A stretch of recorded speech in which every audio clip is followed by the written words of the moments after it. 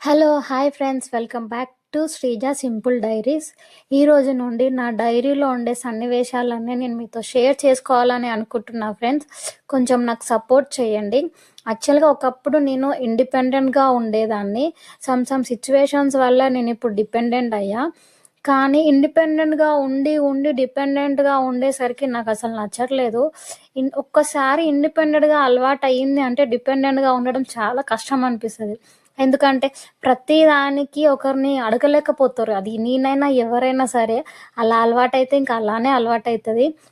Actually నాకు YouTube అంటే చాలా ఇంట్రెస్ట్ ఉండే ఫ్రెండ్స్. కానీ అప్పుడు నాకు వర్క్స్ ఉండడం వల్ల నేను వీడియోస్ చేయలేకపోయాను. అంత టైం కూడా ఉండేది కాకుండే నాకు. సో, ఇప్పుడు ఎలాగో ఖాళీగా ఉన్నా అని జెప్పేసి నేను యూట్యూబ్‌లో వీడియోస్ చేద్దామని ఫిక్స్ అయ్యాను. ప్లీజ్ ఫ్రెండ్స్ కొంచెం సపోర్ట్ చేయండి నాకు. ఫస్ట్ వీడియో ఏందంటే ఈరోజు సండే కాబట్టి నేను చికెన్ కర్రీ చేద్దామని ఫిక్స్ అయ్యాను.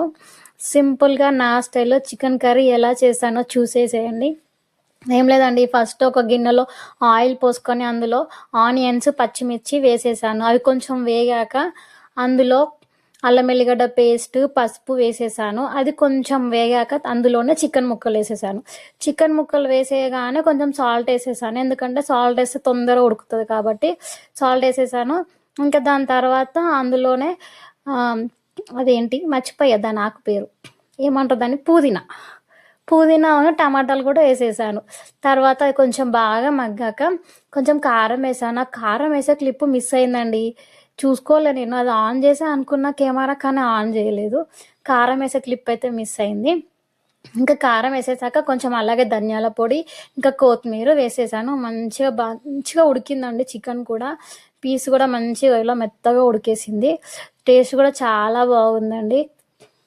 సింపుల్‌గా నా స్టైల్‌లో చికెన్ కర్రీ అయితే ఇలా ఉందండి. మీకు నచ్చితే కొంచెం లైక్ చేయండి. ప్లీజ్ సపోర్ట్ చేయండి ఫ్రెండ్స్.